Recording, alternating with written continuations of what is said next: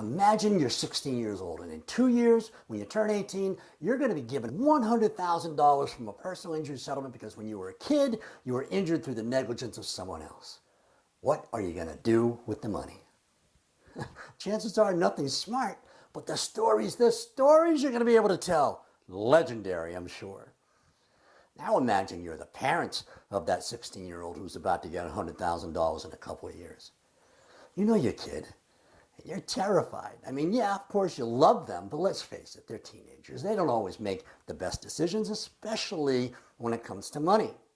If you, as that child's parent, could do something to delay your child from getting that money until when you decide they can get it, would you? Chances are you probably would. Hi, I'm Dave Buckley, and I'm a personal injury attorney. Here's what I'm talking about. I often represent children who's been injured through the negligence of someone else and have received a large sum of money for their injuries and pain and suffering. But they don't get to have that money right away. Every state has laws that require settlement funds paid to a minor be held in a secure account until that child turns 18 when they become emancipated. The kid can't touch it, the parents can't touch it, creditors can't touch it, no one can touch it. But when the kid turns 18, it's theirs, and they're free to do whatever they want with that money. And while that's exciting for the 18-year-old, it keeps their parents up at night. The 18-year-old is wide-eyed, naive, and doesn't have the first clue about managing a huge lump sum of cash. And parents might think there's nothing they can do about it, that they have no control. But there is something they can do about it. The parents can stop that 18-year-old from getting their money and make them wait a few years until they've developed some sense. Hopefully. The parents can arrange to have that money put into something called a structured settlement.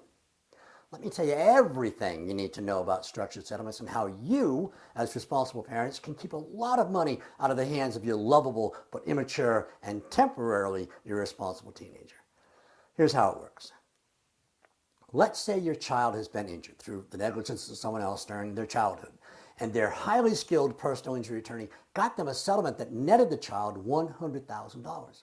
And let's say their injury, while upsetting to everyone at the time it happened, has no life-altering effects requiring long-term care. Their injury got better, maybe leaving a scar or two, and maybe some unpleasant memories, but all things considered, they're fine.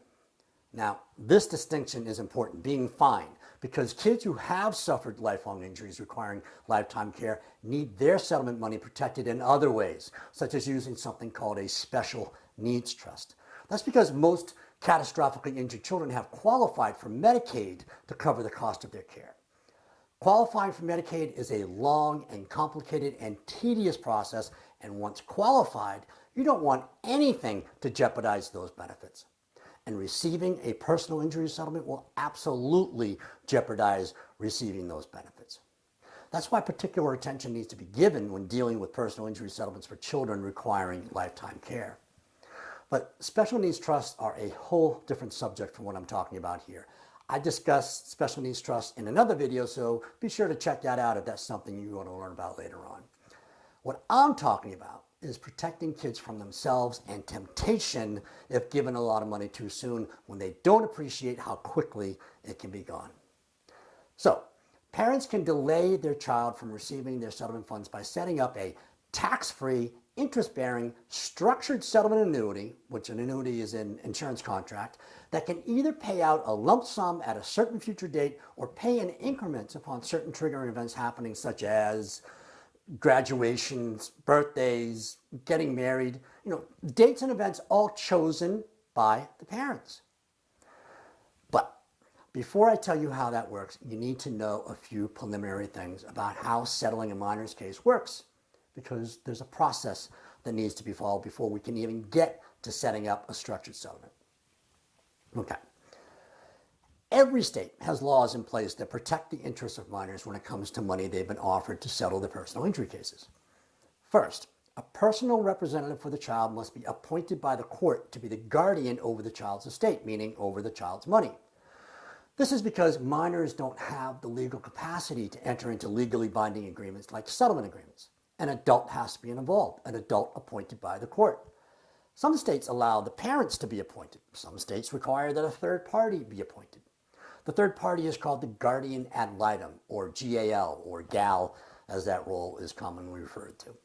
The phrase guardian ad litem is Latin and translates to guardian for the purposes of the legal action only. Once the appointment has been made, a legal petition has to be filed with the court asking the court that the child's settlement be approved. And again, this goes to the state's interest in protecting minors. History has shown over and over again that money designated for children will likely be improperly used by parents or other people in the child's life if not properly monitored. And that's what the state's doing here. The court will review the settlement agreement, will review all the costs and expenses in the case, will make sure that the people who are supposed to be being paid are being paid for things like medical bills and attorney's fees, and that those fees are reasonable. If there are no plans for a structured settlement, the court will order that the funds be placed in a secure bank account until that child turns 18, at which time the child will be able to access the funds. But until that time, the appointed representative of the child's estate, either the parents or the guardian ad litem, will be required to submit on an annual basis a statement of the account which shows the balance of the account and that there have been no withdrawals. And there can be no withdrawals at all without court approval. Some parents will ask the court if they can dip into the funds for things like braces and maybe a car for their child when they get their license. But I have never seen this allowed. The court takes the position that things like braces and buying a car are the parents' responsibility. That's on them. Now, if there is a proposed structured settlement, the court will review the structure and will allow the structure to be put in place, sometimes with slight modification, but I've never seen one denied. Okay, now that that's out of the way, here's how a structured settlement works. Once an agreement has been reached as to the value of the harm caused, either by way of a negotiated settlement or by way of a jury verdict, say $100,000, the child can either take the money in a lump sum and have it sit in a secured account until they turn 18 and then withdraw it on their 18th birthday and thereafter be the center of attention, be the life of the party, going buck wild, lighting cigars with $100 bills, withdrawing hundreds of dollars from their account every day for no apparent reason, picking up the tab for everything and just being frivolous overall. And is it any wonder that studies have shown that lump sum money is usually gone in less than 2 years? Or, alternatively, the parents or the guardian ad litem acting on the child's behalf during the child's minority, acting in the child's best interest, can invest the $100,000 in a structured settlement. Now, I know we're talking about minors and their settlement funds, but a structured settlement can be used by anyone who gets a personal injury settlement, a minor or an adult. And that's because Congress passed the Periodic Payment Settlement Act of 1982, which allows for the investment of personal injury awards in guaranteed, long-term, interest-bearing, income tax-free payments. A structured settlement is where the child's settlement funds are transferred to an investment company designated by the settlement fund broker, and that broker has been chosen by the child's representative, and those settlement funds are used to purchase an annuity, an insurance contract, issued from a highly rated life insurance company that's regulated by the State Insurance Commission. The money then stays parked there in that annuity, earning interest until it's paid out either in a lump sum to the adult child or through periodic payments at a time or times chosen by the parents. And the interest rates for structures are usually pretty high, somewhere around 8% at the time that I'm making this video. So in 10 years, at 8% interest, that $100,000 will turn into $215,892. And it's all tax-free because funds from personal injury settlements aren't considered income. It's consideration for pain and suffering. It's all net after costs and expenses. And there's no fee that has to be paid to set up the structure because the broker who puts it together gets paid a commission from the insurance company receiving the funds to be invested. And the parents or guardian can arrange it so that the child gets their funds after college, should the child go to college. And by doing so, those funds don't have to be declared on a college loan application, allowing the child to not only not have to use their settlement funds to pay for college, but giving the child more money to borrow because the settlement funds aren't counted as an asset of the child. Technically, the funds are the asset of the insurance company managing the account. The funds aren't even considered the child's until it's actually paid over to the child.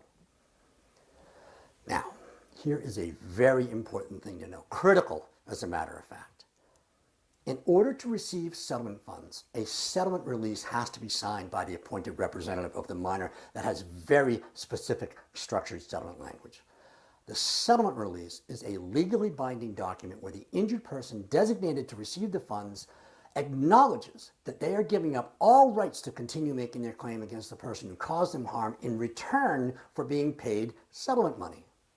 Before that settlement release is signed, though, certain language has to be put into that release, pointing out that the funds are being put into a structured settlement and not being paid directly to the child.